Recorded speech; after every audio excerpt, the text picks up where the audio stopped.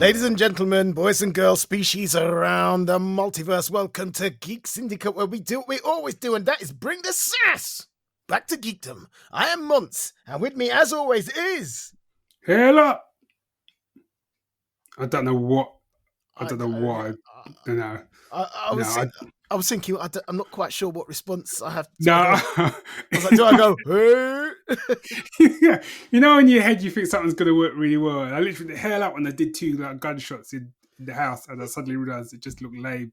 You know what it made me think? Was it Warren G, Regulators? Yeah, that's probably what I was going for. And it was like, Regulators, mount up. Yeah. See, that sounds much better. Yeah. Well, we were at work today. We were talking about aliens, and we were just doing some of the quotes like "Saddle up, Apone."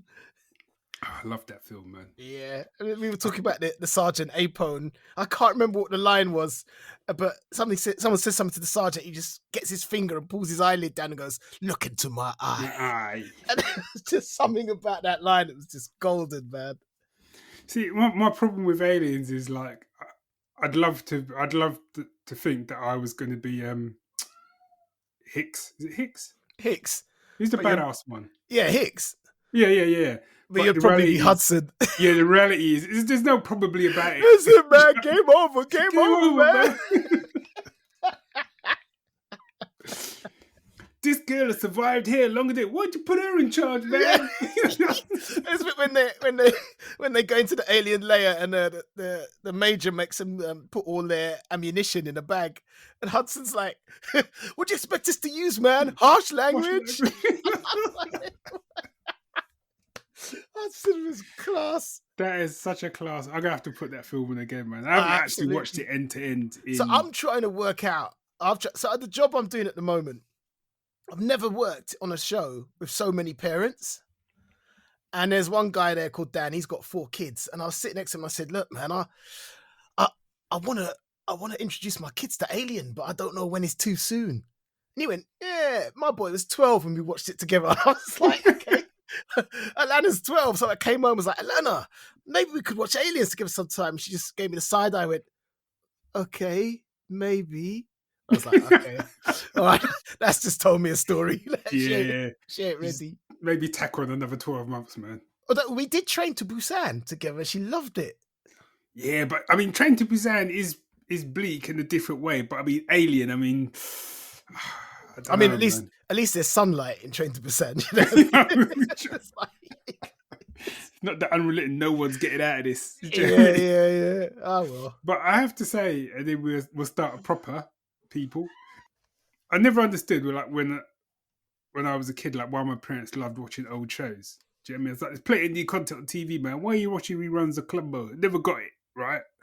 Columbo's take it back. Columbo's a bad example because Columbo's the boom in any time. So apologies. However, like because Sue's away holiday at the moment, I was stuck a bit of a loose end and I just started scrolling channels.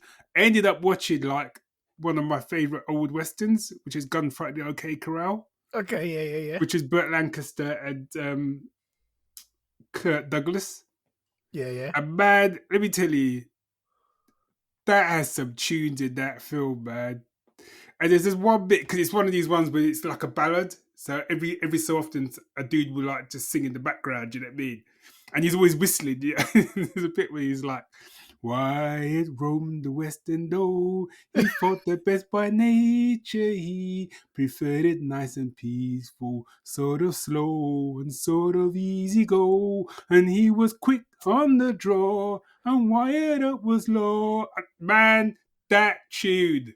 I just couldn't get out of my head, man. No, obviously, I see that. I was like, why doesn't someone like just narrate my life like that? Do you know what I mean?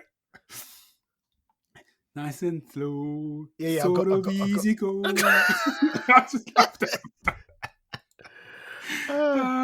Just don't write like that, man. Anyway, yeah, I don't know if they've got anything to do with being a geek. Don't really care. Yeah, fair enough. Whatever makes you happy, man. Yeah, should we crack on? Let's crack on. Did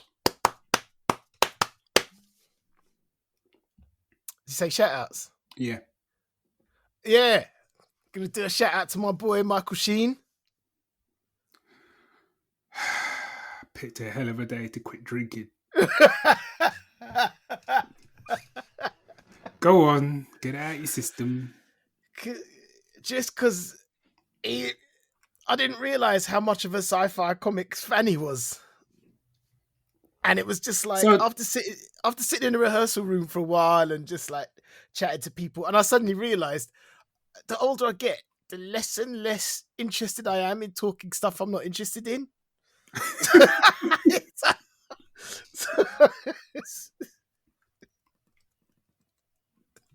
so, so I'm being polite, thinking, I've got to, talk about stuff people are talking about, and then it's like I can't help it. I start talking about stuff. The man knows his business. should do. He's been in enough properties, man. Well, yeah, there is that. And also on the job is a lighting guy called Matt Burke, and I noticed he had is it Genesis Evangelion? That's it's anime, isn't it? Yeah, he had a T-shirt. Yeah. So I got talking, and my boy is a serious geek as well, and he's given me a couple of recommendations that I'm gonna check out. So yeah, Matt and Michael, basically. Nice. Do you think Mike? Is it Michael? Is it Mike? Has Mr. Sheen like to be referred to? Well, not like Mr. Sheen, the furniture polish, obviously. No, like Michael. I think I know people tend to call him Michael Sheen. It's like because also there's a guy called Michael Keane. Who's there? Yeah, on the show as well. Oh, okay. So to avoid confusion, they're the only two people who get their whole name said when people want them to come up. I often get that same thing with Denzel Washington. Because your names are so similar. Yeah, if you say Barry Nugent and Denzel Washington really quickly, you can't tell the difference between the two. I'm not even going to try. I'm just going to let that one go. Well, yeah. Wow. So you got any shout outs? Let's leave those behind. Wow. Nah, I got nothing, man. I'm sure I did have shout outs, but like, I got nothing. Okay. Well. Okay. News. It's time. I didn't know what to do then. I just got a little stuck. I was like, it's time for the news.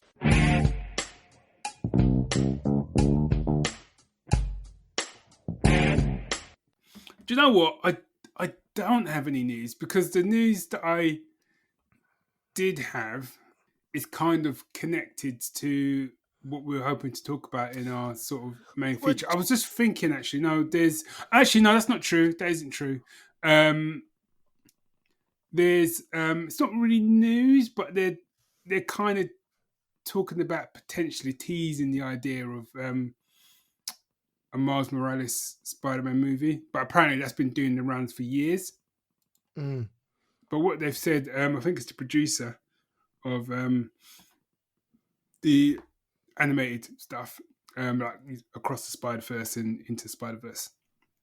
And basically all he said is someday, not until we make 2 more movies, someday, we're very, very happy doing animated Spider-Verse movies. And I was thinking about this. I mean, it's not, in some ways, it's a bit of a non-news. I don't know, producer Christopher Miller clarified comments. To clarify, when she said not until we make 2 more Spider movies, she meant Beyond the Spider-Verse and the live-action Tom Holland film. Oh, okay. Okay. So I was thinking about this, and I'm kind of like, and I'm going to talk more because I've now seen Across the Spider-Verse, but I'm going to talk about that in week that was. Mm. I sure people disagree. Again, that's fine.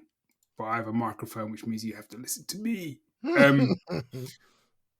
I don't care if you're knocking out content like Into the Spider-Verse and Across the Spider.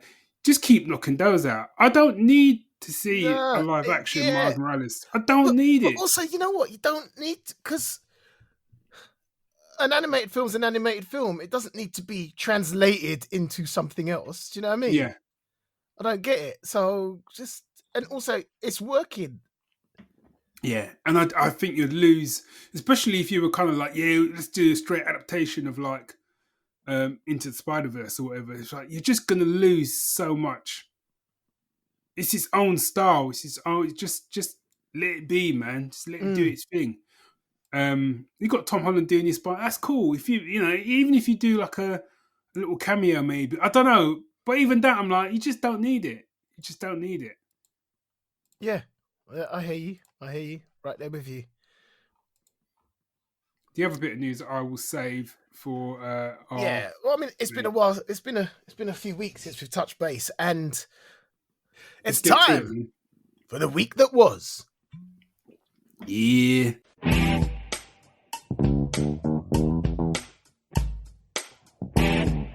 Sort of slow, sort of easy go. Sorry. Wow. Okay. Man, if I send you that clip, you'll know what I'm talking about. Okay. Well, you might have to. I will do. Because it ain't translating, but still.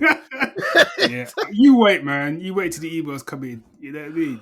All right, then. Where should we start? Movies, comics. I'm just going to talk comics.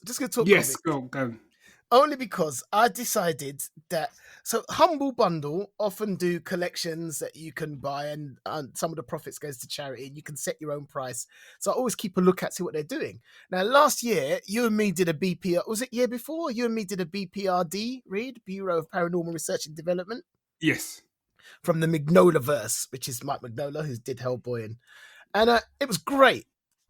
And you were talking about a reread the other day, and I was like, yeah, I wouldn't mind rereading it. It was so good. And then Humble Bundle was doing a Hellboy sale, and I thought, you know what? I never ever finished. I loved Hellboy. I've got graphic novels on my shelf, and I haven't the trades on my shelf. Haven't finished it. I thought, well, why don't I get into it? So I started reading it, and I thought, but what order? So I looked up the order, and then it had all the other stuff from the Mignolaverse. So we're talking like Lobster Johnson stories, Abe Sapien stories, Frankenstein stories, Koshel, whatever, the visitor that came and stayed. There's a whole heap of things. Yeah, it's a lot, man. And when I started looking at order, there's an order that includes all those other things. So I stopped reading it. I've got to work out what order I'm going in. And someone has done a spreadsheet, and it's got an order which you do by trade paperbacks, an order which you do by omnibuses, an order which you do by story, by timeline, by publication. Wow. And I'm like, damn. So I thought, you know what? I like to do things in order. One, I do it in timeline. So it will be picking things from left and center, because obviously they wrote stuff which was like a flashback to whatever. I started to look at it, and I was actually, I could see there were spoilers for things I hadn't read yet. Yeah. So I've gone for the trade paperback one. And what I'll do for the show notes, I'll send you a link to the reading order that I've gone with. If anyone else is interested in joining me on a Mignolaverse read through, I'll send you, I'll put a link to the order that I'm reading it in. Yeah. Is that Humble Bundle done now? Bundle done? I don't know, I don't know. I have to check. I didn't get on it. But yeah, and they've separated it into 8 parts. And I've finished part 1. Wow. Which includes but like some of them is like you're reading one story from one trade paperback, and then you're going to go back to it later to make sure it stays in the right order. Yeah. Kind of thing. So yeah, I'm loving it. I've done a lot of Hellboy and BPRD. Yeah, I keep meaning to do. I did start my BPRD reread, and then other thing life got in the way, and I haven't gone back to it yet. And I may just go back to it and start again. But I think we said this before. You could literally spend your comic reading life or whatever just in the Mignolaverse. There's just that much content there. Could, man, and also right now, I'm happy to. Yeah. Because I've been recording on Goodreads each trade paperback that I've finished. Oh, okay. And my ratings are all 4 stars and 5 stars. Yeah. Nothing less. And I'm just enjoying every single one. Have you read any of the I keep getting confused with Witchfinder General, and it's not. It's It is. Is it? Or is it just Witchfinder? I don't know. And there's another title. That's it. Sir Edward Grey, Witchfinder. There it is. Yeah. And there's one that's got a great title. Miss Truesdale and the Fall of Hyperborea. Yeah. And I was like, that is just a great... Who's Miss Truesdale? I need to know. He creates some just some great characters. You can see why he gets so many spin-offs, because he's kind of... I remember the first time I was, and it was in the Hellboy where Lobster Johnson popped up for the first time. Mm. And I was like, I need to see more from this guy. And it's almost like they didn't go, you wish it my cupboard. And then suddenly you get like Lobster Johnson stuff. No, it's great. I love his universe. Yeah, I'm there for it right now. So picking up, I've not really done any comics as such. Although a comic I don't think I talked about. Yeah, so basically I picked this title up at NICE 2023, which is a lovely comic convention in Bedford, organised by Jeff, who runs Close Encounters, who's my local comic shop. But anyway, this is called London Horror Comic, which is by John Paul Kemath, and it's kind of like basically it's like an anthology of it's got two titles in it.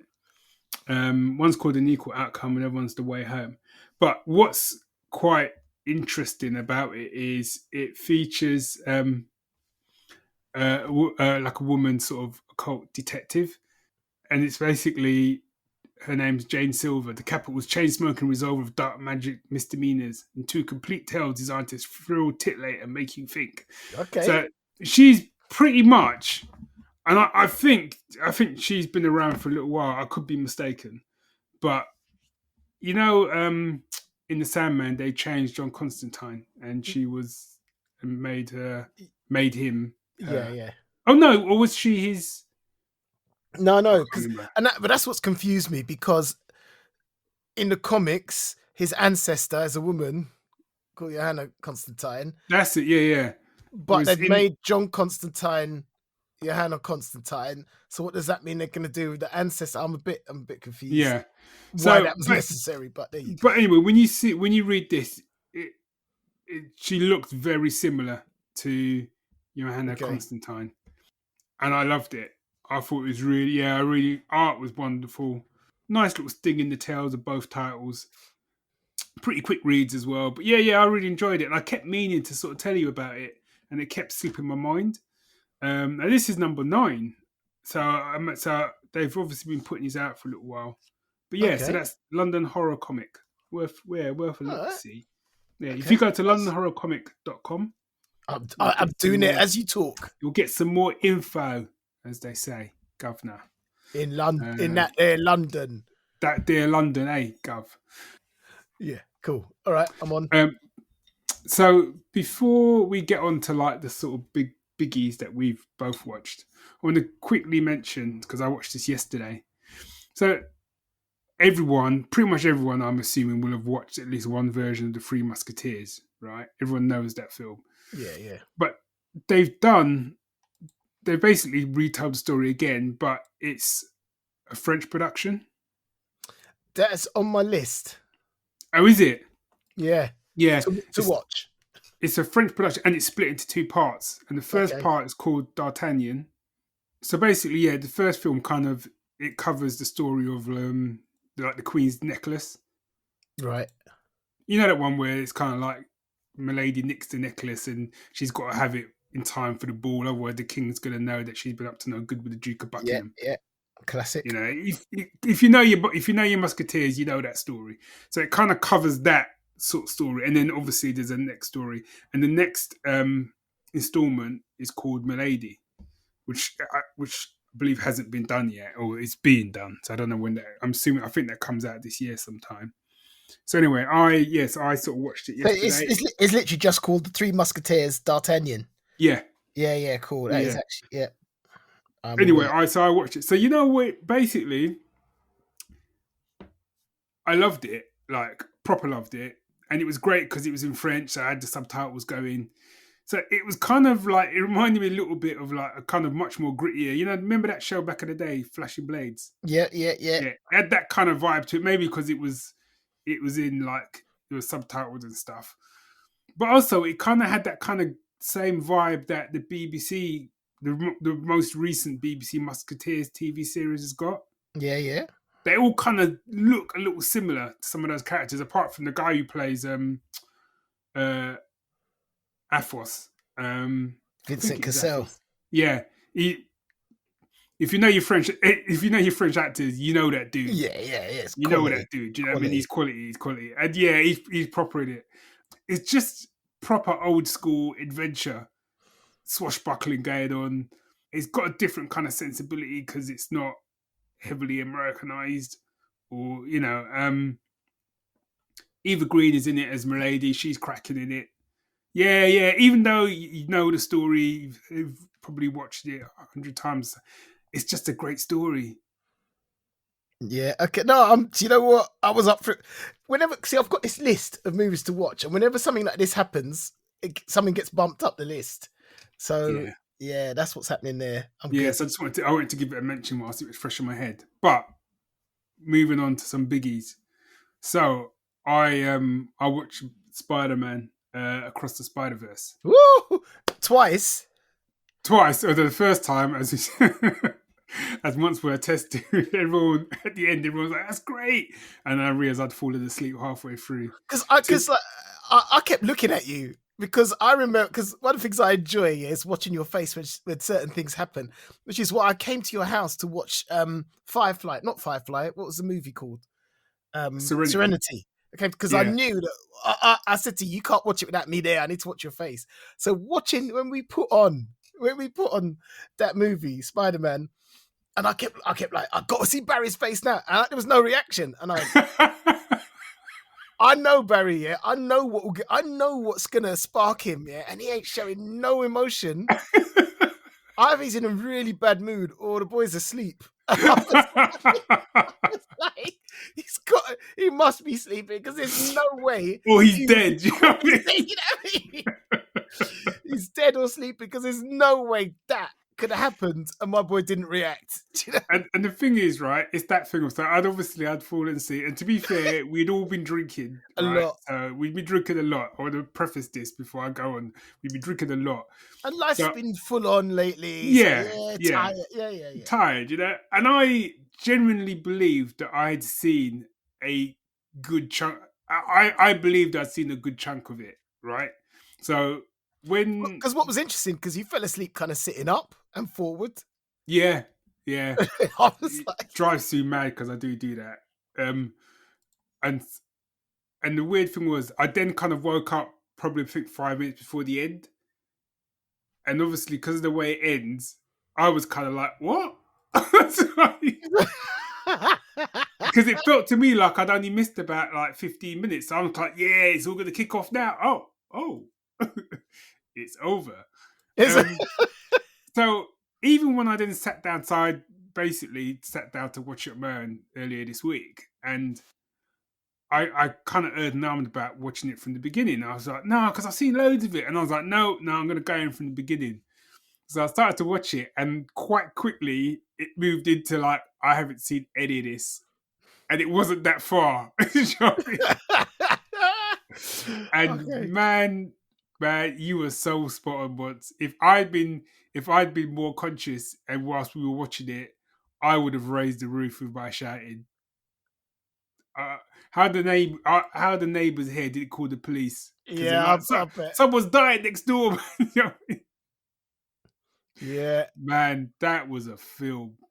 It was so, because my problem was, you know what? I've had albums before, and I haven't bought the second album because I thought I'm too scared. How can you make this? Yeah.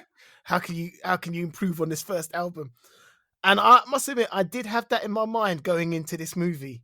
Likewise, I needn't have worried. Yeah, and also it was nice that it was a certain amount of years later, and he also was a certain amount of time older. Yeah, he was different, and I think on a conversation that we won't repeat it, but I think something you said to me before we started recording was that maybe it's not about kind of finding like your way back. It's kind of finding a different way to do things. Yeah, that was it. Yeah, you can't recreate lightning, so you got to find. You know what I mean? So you got to find a different way to do it. And I think the problem with a lot of sequels why they don't work is they're basically a carbon copy of the first film. They just jazz it all up a bit more and throw more money at it, but effectively they give you the same thing. Yeah. Right. And in my mind, the only thing that works with is chicken. You know what I'm saying? right? You give me you give me properly seasoned chicken Ain't no any day lie, of the brother, week, man. Ain't right? no lie.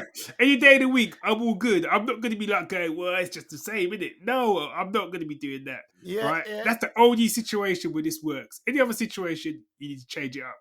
And the thing with what I liked about this one, it would have been so easy to kind of effectively give us the same film yeah, with better visuals or whatever, and they didn't do that. They expanded the story, they expanded the world, expanded the characters, gave him different stakes, gave him all different stakes, and kind of pulled a little bait switch in some ways, because I think the first film was his film, yes, right? I would argue this film is kind of still his film, but kind of shared. yeah, He's sharing the billing with Gwen. yeah, You could even argue in some ways it's there's a back and forth between whose film it is. Do you know what I'm saying? mm, In some, because it starts with her, it ends with her, so you draw your own conclusions. But it is still very the emotional core that runs through it is Miles. yeah, That much is clear. absolutely. Nicely put. Yeah, and the I know we shouldn't do comparisons or whatever. You know, there's still a part of me that still loves the first one, Absolutely. even though in many ways, like it's like and I think maybe in years to come, that's how the arguments will roll. In the same way, like we always sort of go, you always say like Star Wars is yours, that's your Mm, film. Do you know what I mean? And I'll go Empire. I think for me, I would still go Into the Spider-Verse, as much as in many ways Across the Spider-Verse is probably technically and narratively a better film. yeah, yeah, yeah. You know, but it had What's Up Danger, and that scene is just so funny. Yeah, It for just real, can't. for You, real. you, you just it's a perfect scene, you know. And whereas there were a lot of moments like that, but I felt, because I love seeing heroes being born and coming into their own, and I think Mm, that first film just nailed that for me. But this film, I loved it though. I did love it, and effectively, like I said to you, man, Empire Strikes Back of this trilogy, man. I'm calling it now, yeah, I can see that. I can because see that. that ending, man, that the last kind of 20 minutes, man, that's some heavy going, man. It was on. It was on, man, It was on. And it and was like, and go on. also just I mean, and if you haven't seen it, I'm not going to spoil it, but Mm, if you are going to watch it, if you have watched it, you'll know, and if you are going to watch it, you'll know when it comes.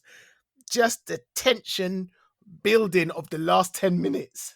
yeah, just yeah. No, it was a good film, man. It was a good film. Such a good film. Does not need to be live action. Doesn't need it, No, man. because it works as what it is. It also, it's the style of animation. It's the amount of thought that went into practically every frame. Man, you know what, right? The amount of kind of Spider-Man geeks they must have had working on that film, because the level of detail they went into they didn't need to go that hard in some of them scenes with the little cameos and whatever, and yet they Yeah, did. Oh, and that dude who's was he the Scarlet Spider? I can't remember now. yeah, He yeah. cracked me up, man. Which one? Which one was that? He was the one. He was a bit like kind of like the tortured one. Oh, He the was all a torture. bit. He was just. Oh, it must. Oh. But what was great, I just thought it was the story was so well done, and it held together so well, and even like it was just so the writing on this, man, was just so clever, man. It was top notch film, man. Yeah, yeah. 5 out of 5, man. No 5 out of doubt. 5, man. Yeah. So I watched the Marvels. Yay! That was gonna be my next one.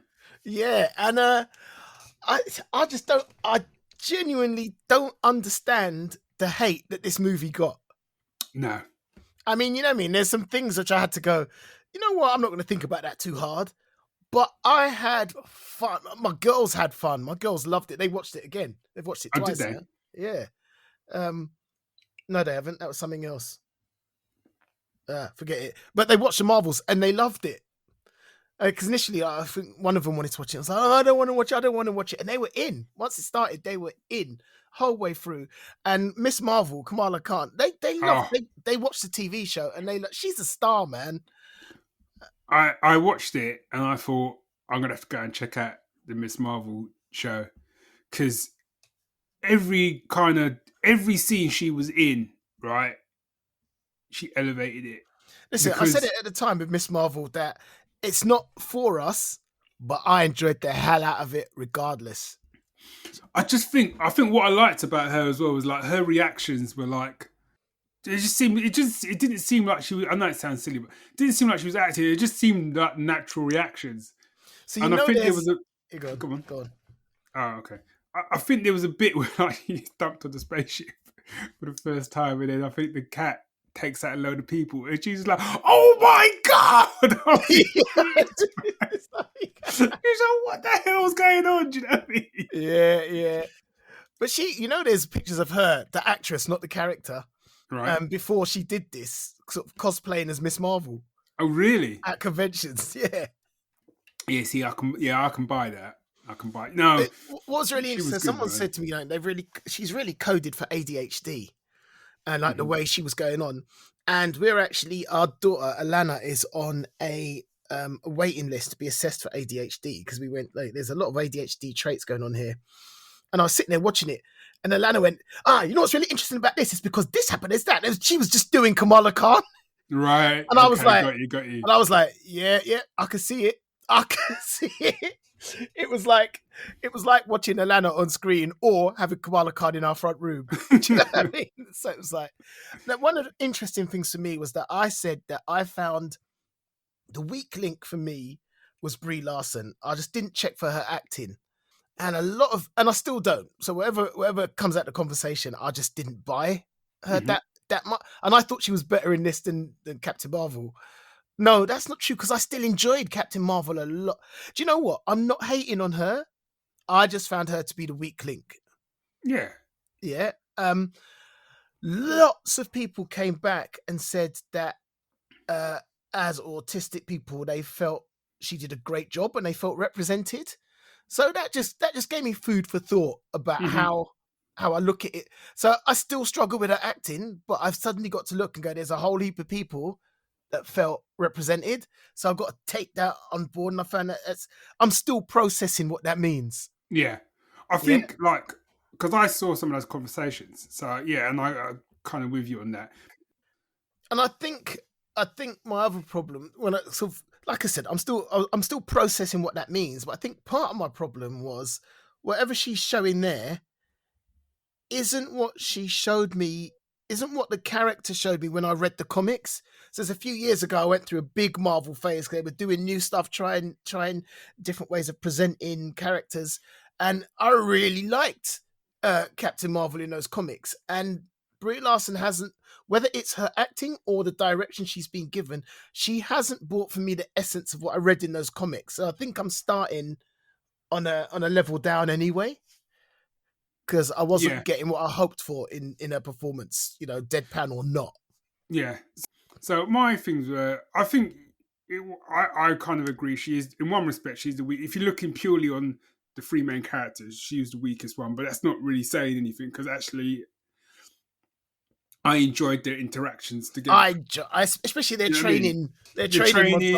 I love that. I love the way they moved between powers, the way all that worked. I thought that was really fantastic. Good. I actually thought I got on some issues. Personally, for me, I actually think the weakest link for me was Fury. I enjoyed Fury, but that's because I didn't question it. Yeah, and I think that's I think the problem is as well as like this is I'm guessing timeline wise this is set after Secret Invasion, which was a dark show. Yeah. And he had to make some, you know what I mean? It was a tough road for him. And to sort of come off that, to be all kind of laughing, joking, it was weird. It was a weird thing. And for me, it's just a personal thing. I kind of miss the Nick Fury from like the days of Winter Soldier.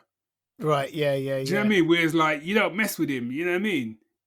Whereas this one, it was a bit more gag, Nick Fury. You know, I got a cat and running jokes, and that's okay. You know what I mean? But as I said, it just didn't. It didn't work for me in the same sort of way. But actually, no, that's not wrong. Fury wasn't the weakest link. The weakest link was the villain. That was the weakest link. I know, I wasn't that bothered. No, and I think it's about where you're coming from. I think it's about my problem was, in many ways, if you'd literally given her to me as a cardboard cutout villain, where in the same way like the villain from Guardians of the Galaxy was a cardboard cutout villain, right? I could get behind that, boo, throw popcorn at him. Yeah, that's all. I could do that. But when I see the potential to really give me an interesting villain, that's why I'm a bit more. I get a bit more let down. It was a bit wasted. Yeah, because I thought I don't want to spoil it, but I actually thought her reason and her backstory was really good, and with a bit more time spent on the writing of that character and the scenes, maybe her performance or whatever, you could have had a villain, man. You could have had a villain that people would have said you need to bring her back, because she had proper emotional stakes in the game, and it's the best kind of villain narrative where it's like she truly believed she was the hero in her own story, and in some ways she kind of was. Yeah, I'm really struggling with villains these days, and the thing is, I shouldn't. I mean, we should anyway. Well, I mean, yeah, only because it's like the narrative is always you did terrible things to my people, and then they go and do exactly the same thing back and become the same, and it's like, I don't know. I'm like, I think part of the problem should have been Jude Law. The other thing I think that would have been a nice touch if it had been him. Yeah, I can see that. But I think part of my problem with Captain Marvel away from film is she's so ridiculously overpowered. Nothing should really be a problem. You know? I didn't get that. I didn't understand, like, why was that woman sweating her? I didn't get it. Yeah. Because she was the only one in Endgame. She was the only one who went toe to toe with Thanos next to the Scarlet Witch in Infinity War, and nearly took she would have had the glove off him. My boy had to cool down fire on her ass because he was struggling. Yeah. Right. So we've gone from that to some cut price villain using this, dug up the star from like Guardians of the Galaxy, put some sellotape over it, and suddenly you're a threat. Come on, man. Do you know what I mean? It didn't. If they'd gone a little bit more to town with the explanation to almost say she can't use her powers to the fullest because they're constantly swapping, then okay, maybe, but it just felt you needed to find a way to depower that would have worked for me. Yeah, I mean, I feel like she's the Marvel Universe's version of the sonic screwdriver. Yeah, but no, as I said, I loved, and I really enjoyed. I've forgotten her name now. Who was from WandaVision? Yeah. Monica Rambeau. Yes, yeah. So I mean, I didn't understand why. If the film didn't work for people, that's fine. I can get that in a certain way because it's quite whimsical in one respect. But I didn't get that. I didn't understand the level of hate aimed at it because I watched it and I was like, that was alright. I quite enjoyed that. There's a certain element you do. So like, I follow. There's a guy that is a comic creator. He was quite famous in his time, and a lot of people I'd have blocked. I haven't blocked him because he's my barometer. Right. Okay. For what's out there, and I was just watching him and a load of comic fans, and you can't see it, but I've got my fingers up in quotes, just joyful at the fact that it had failed in the cinemas. I mean, joyful. Why would you're a comics fan, maybe, and it was like, yeah, that's what happens when and they kept saying the phrase, go woke, go broke. And yet, what the figures showed at the end was, of all the movies that came out in October, it was the highest grossing. It's just a hard time for cinema. Yeah. Also, Teyona Paris, who is Monica Rambeau, we also saw in They Cloned Tyrone. That was her. That was her. Wow, I would never have known, you know. Talk about oh god, what's the word I'm looking for? Oh man, my brain is mush. I was gonna say diverse performances, but that's not what I meant. I meant That's what I was gonna say as well. that's not the word I was looking. Yeah, I mean, versatility. That's it. Yeah. Versatility. You know, but talking about the villain, Zoe Ashton. Do you know who she's married to, or engaged to, or something? No. Loki. Is she? Yeah. Tom Hiddleston. Yeah. Oh, okay. I've seen her in other stuff before. Have I? Because I'm sure she's a Brit. She is. She is. Yeah, I've seen her in something else before. Like I said, the performance was fine in it, but I just felt like they could have done. There was a lot of scope for that character. Missed opportunity. Yeah. Yeah. No, Yeah. I said, I really enjoyed it, man. I did enjoy it. I do think, but I do think like I want to see like Marvel just give me. I don't know, man. Say that again. I missed that. I was just gonna say I want Marvel to kind of give me something with a bit more meat on it. Yeah. I feel like I've not had that, you know, and I keep bringing up things like Winter Soldier, but I want something like that, something that's just got a bit more teeth to it, rather than just that kind of snark, one line, gag. You know what I mean? I just want something like, you know, going old school, just something like that. I don't know what that would look like. I don't even know what character would give me that. Do you know what I mean? Because in many ways, any of those characters could have done that. Marvels could have done that if it was written in a different way. But like I said, everything now just feels very samey. Yeah. Sorry, but it feels very samey. And I don't want to see it go out like that. I want to see something else. Do you know what I mean? And I'll say this: it was worlds better than Quantum Mania. Jeez. Yeah, and I didn't hate Quantum Mania, but I'll never watch it again. But it's like you said, going back to like the comic fans thing. I don't want to see like comic films fail. I don't want to see that. Yeah. You know what I mean? I want to see them thrive and whatever. But also, like, I do want to see some different stuff. And although I didn't necessarily enjoy it, I know you did, but at least with something like Eternals, they were trying to do something different. Yeah, and and I like that. Yeah. I mean, I don't think we'll be seeing Eternals 2. But, you know. I know. Well, I think the post-credit scene put end to that on its own. What I want to see is like Fury like doing some kind of Cold War business going on. I want it to go back to like where we kind of had more genre specific films. Do you know what I mean? I kind of want to, because I liked Secret Invasion. I didn't like the end of it, but I liked what they were trying to do with it because the tone was different. And whereas I feel like a lot of these more recent ones, the tone's just been the same tone. Yeah, no, true. You could switch out the Marvels and you could have stuck Ant-Man and his gang in there and it still would have worked. Do you get what I mean? Yeah. And absolutely. I think that's my problem is, whereas say you want about phase 1 and phase 2, you couldn't do that. No. Well, there was no formula. It was just like, no, let's do this, let's do that. And then suddenly, right, now we can link it up. And the more and more they did that, the more they found, this formula works. And it's the same old thing.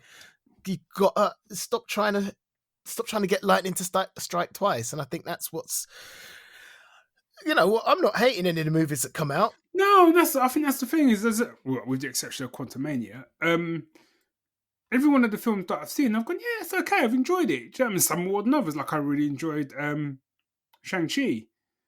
Do you know what I mean? And in some ways, that was, on one level, felt different, but another level, it was still the snark, gag. Yeah, do you know what I mean?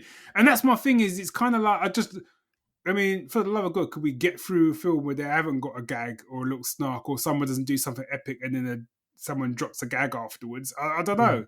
We had them doing that, and on the flip side, we had DC that was literally kind of doing this kind of epic myth kind of style they were dropping, which I was all there for.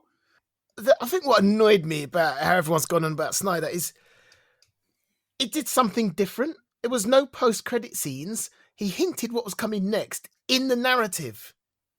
He got roasted for it. And he got roasted for it. And I'm like, everyone starts complaining about Marvel. Someone else does something a bit different. Everyone complains about it. You just can't win, man. Yeah, I do wonder what we'll get with the DC stuff. I hope we'll get something different and not just, let's just do it like Marvel have done it. Yeah, we'll find out. Yeah. I'll be honest. I'm looking forward to it because I'm a DC guy at heart, but I ain't holding that much hope. Really? That's how I feel. I mean, that's just, yeah. Yeah. Having dissected that to death, what we want to talk about now is our main topic for today is based on some news that came out yesterday. So here we go. We're going to talk about the Fantastic Four. Have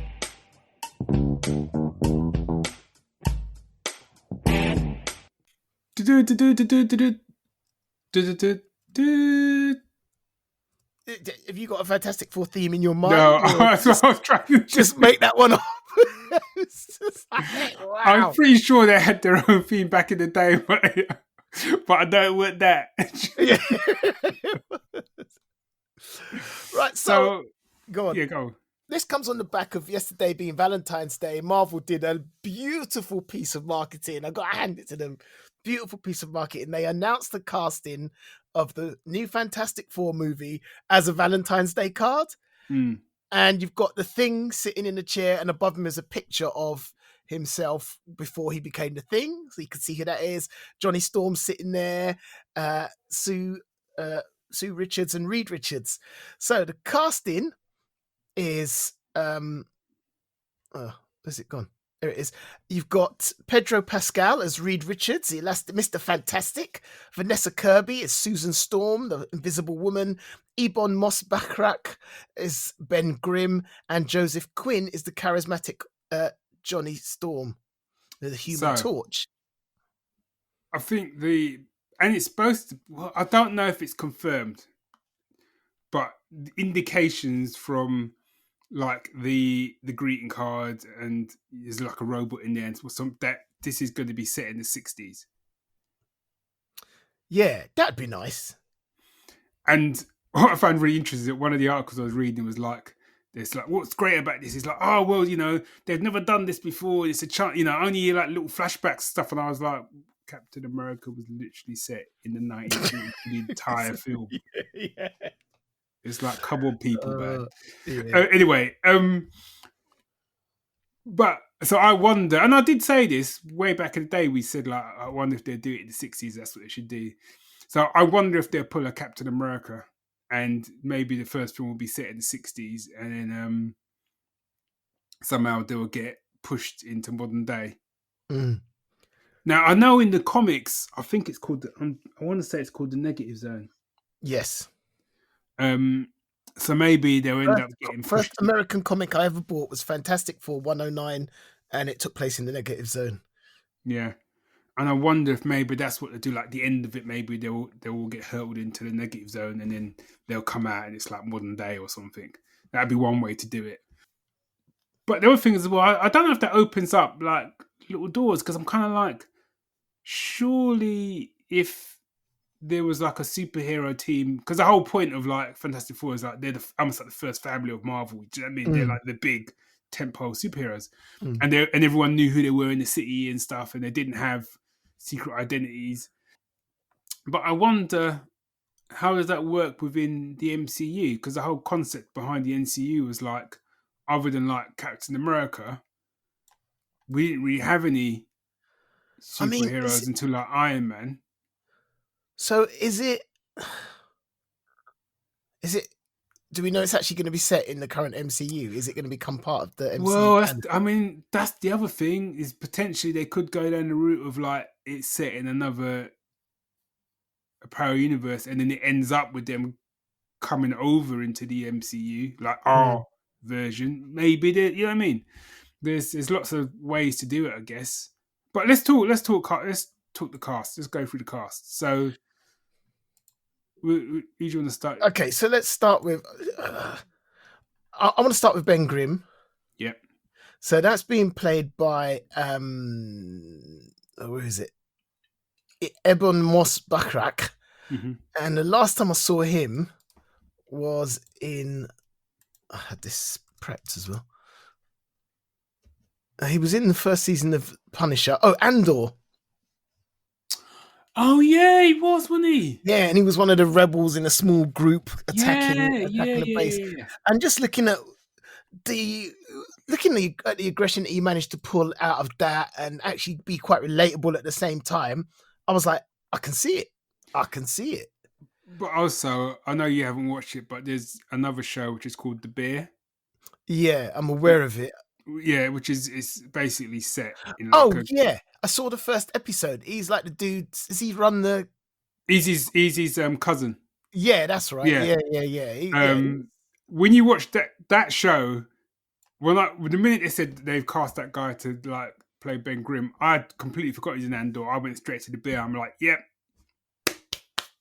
done. Yep, see that 100%. See him as Ben Grimm, 100%. Great, as far as I'm concerned, great casting. Yeah. Now then you got Joseph Quinn as the Human Torch, Johnny Storm, and so the last thing we saw him on was Stranger Things. Yeah, I like him as an actor. I do, but I can't see it. That's not to say I'm not going to be surprised, and I'm open to being surprised, but I can't see it. I was kind of with you because I was kind of like, and I think some of it is because I know it sounds silly because obviously people can get their hair changed, but it's because I can only see him as like Eddie Munson from Stranger Things. So in some ways, personality, he is cocky, brash. In some ways, there's a similar personality there, so I can see it in that respect. But also the whole. I think he's going to be one of them ones. I think he'll nail it. And I felt better, weirdly, when I actually saw the Valentine's card because he's got like blonde hair. Yeah, okay. And weirdly, in that card, he looked more like John. You know what I mean? I'm like, okay, maybe I can see it. It's that thing sometimes of like, Sue's always saying to me, like, she can go into like an empty room and go, I can see what this could look like. I walk into an empty room and you know what I mean? I see an empty room. No, the house we're living in now, I was like, yep, no way, let's go. And she was like, I can see it. Yeah. And I think he's like that. I hope so. I mean, I don't just hope so. I wish so. I hope. He can do the cockiness. I think he can do the cockiness and stuff, but it's whether or not, because Johnny Storm as well, he's that kind of like good looking, bit of a jock. Yeah, that's it. Bit of a jock. I've never had that vibe from seeing him in other stuff as well, because I saw him in Small Axe. I don't know if you know the show Small Axe. No. He played a policeman in 1960s Britain. Oh, okay. Yeah, and I just literally got pictures up of that again. I went, I cannot see. I hope so. We'll see. We'll see.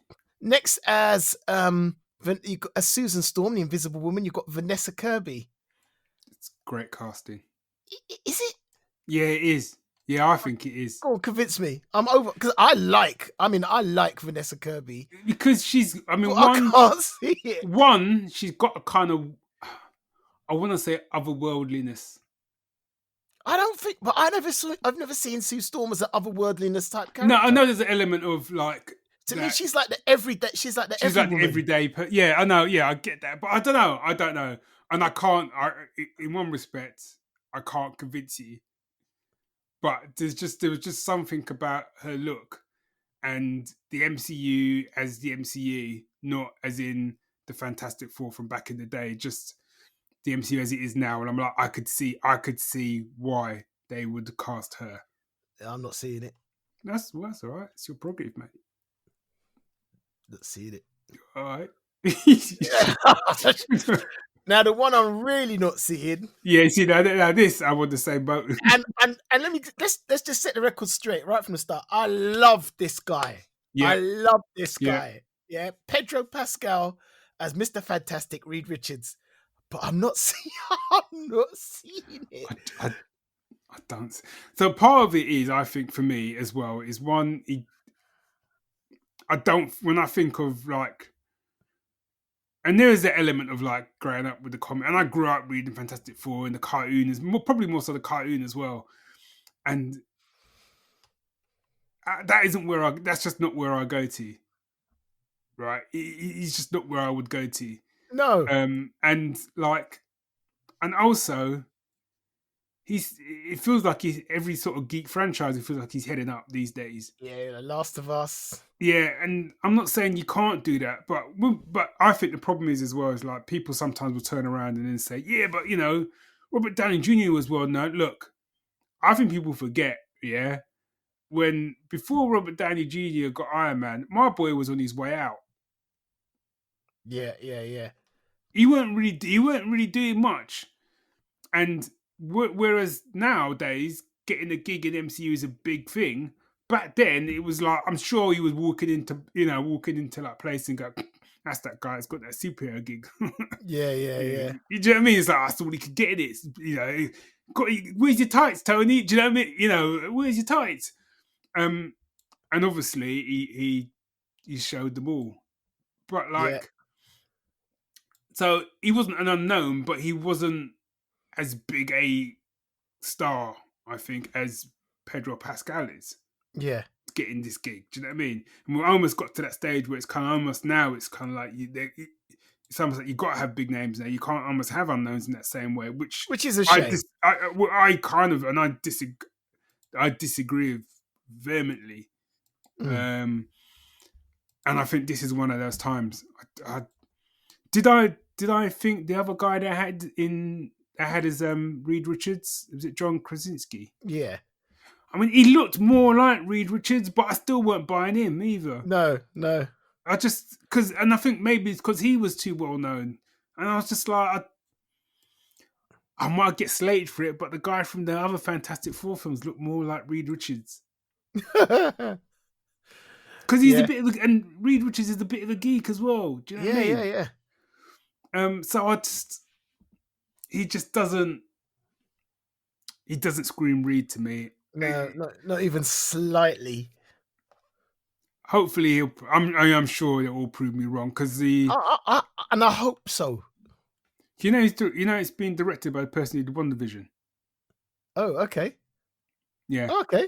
Yeah, right. That's why I'm more invested, and I'm more invested that maybe they are going to double down on the 1960s thing because he was living large with that in WandaVision, and he was taking chances and doing things differently. Yeah, so that's absolutely. why I loved it.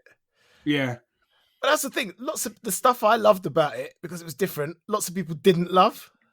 And I think that's possibly the danger of this is that he may go to places where people ain't willing to like follow. But I'm at the stage now where I'm like, you know what?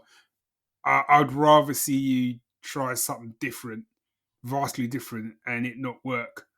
Absolutely. Than just do. I know it basically it'd be Fantastic Four, but it will kind of be Guardians of the Galaxy. So it'll be snark, gag. Do you know what I mean? I want to see them do something different this time around. And I know it's old school, but I still would like them to. I'd still like them to bring in Doctor Doom. I know, but I love Doctor Doom. I think they're just not sure how to do it. Yeah, but I think if you're gonna do like Doctor Doom, but when I say you got to go the Thanos route, as in like, you got to give me Shakespearean level villain with Doctor Doom. Otherwise, don't even come out of your house. Do you know what I mean? Yeah. Don't give me no Doctor Doom where he's dropping one-liners and he's a dude from Nip Tuck. Don't give me that, man. You got to be, because you heard he was interested in it. Who? Ben Mendelsohn. So he was the villain from Rogue One. Oh, okay. All right. That dude, he could handle it, man. Yeah, I can see that. And even if you don't cast him, that's the kind of level of like, you need an actor in there. You know what I'm saying? You need someone you can, because they're going to be stuck behind the mask and whatever, you need someone that can really like pull off that that level of acting, you know. But I would love to see them because to me, man, I'm just not buying the whole Kang thing they're trying to run with as the new big bad. Nah. And It's also, just I don't feel like they're properly invested in it. no, they didn't really, and I just And it's like, oh, look what's happening. And you're like, what is happening? also as well, I find it hard to kind of get behind like a guy who like Ant-Man was beaten down on. Do you know what I mean? I'm like, if you're struggling with Ant-Man, you know what I mean? You know what I mean? Oh, no, I'm good with that, man. No, I'm good with Ant-Man. I'm not saying that. I think I'm just talking power sets. Yeah, fair enough. You know what I mean? Because I watched Also, it's like Ant-Man on his own. yeah, I watched Endgame, or at least I watched the last part of it again. And there's a bit where like the three of them, for Captain America and Iron Man, rock up on Thanos, and Thanos is just chilling, waiting for them. And he's like, "All your failure, and what have you done? It's brought you back to me." And then and then they go for him, man. And then like my boy just holds his own against all three of them. I'm like, that's for Captain America and Iron Man. And you got Kang was fighting Ant-Man, and Ant-Man was holding his own. There's something wrong in that equation. That's what I mean. There's something. I mean, Ant-Man comes out of it looking great. There's something wrong in that equation for me. I'm just telling me. Yeah. I hear that. You know what I mean? Also, I think that also is like, it's the whole Kang. It started convoluted. Yeah, really convoluted. I'm not quite sure what's happening, but I don't know. I feel like they've been a bit quiet about that lately. Yeah, I wonder why. I wonder why. So maybe it's just gonna quietly disappear. Yeah, I think so. I mean, the thing is, even if they hadn't had all the kind of controversy, I kind of feel like he may well have disappeared anyway. Because if you watched Loki season 2, I haven't yet. You know, it was all right actually. It got better. It got better as it went on. But there's Kang in there as well. But again, I'm kind of like, yeah, okay. You know what I mean? Okay. Yeah, it's just I no. You know, we need a better class of villain in the MCU, man. Yeah. Well, let's see what comes next. DC's coming, and yeah, and also I just, you know what would be nice, an independent superhero universe that's neither, you know. I don't know how you'd launch that now, but no, I think, and I almost feel like not even superhero. I kind of feel like we need, and people keep trying. I mean, in some ways, which I'd never really checked for, because they've got a new Godzilla film coming out, isn't they? But it's Godzilla and Kong teaming up. Apparently. I still want to see, what's it called? -1. What's it called? Yeah, I do. But I think it's not linked with this. I don't think. I think that's its own thing. But I didn't realize there's a whole. It's basically called the Monsterverse. Oh, okay.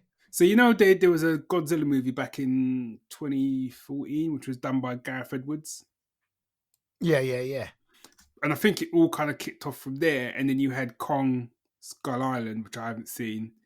And there's another, like, I think it's Godzilla King of Monsters. And there might have been another Kong film, I don't know. But then we've also got Monarch, which is like a TV series about like the organization that's kind of around all of this stuff, which is on Apple. So, and I've heard quite good things about it, and that's got Kurt Russell in it and stuff.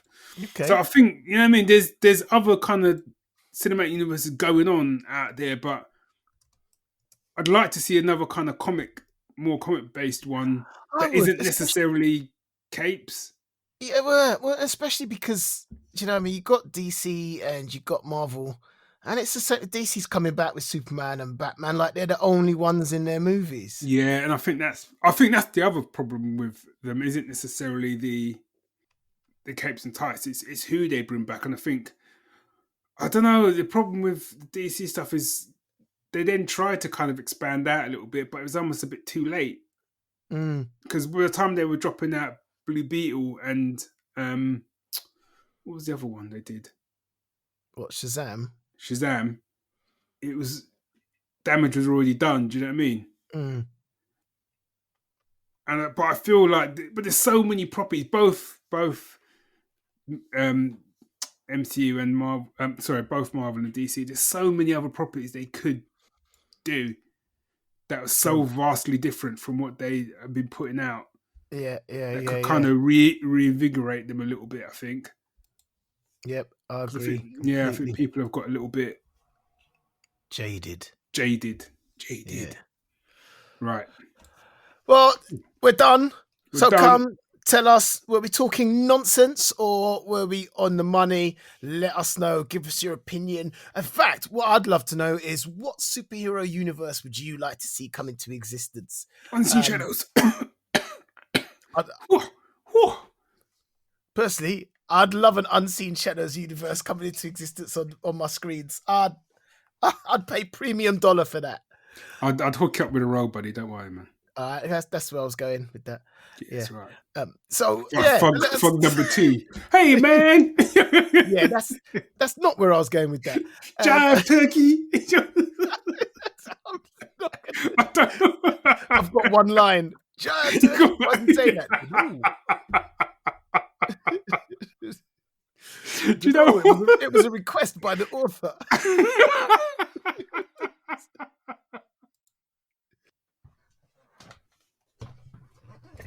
Jive turkey. I would pay go.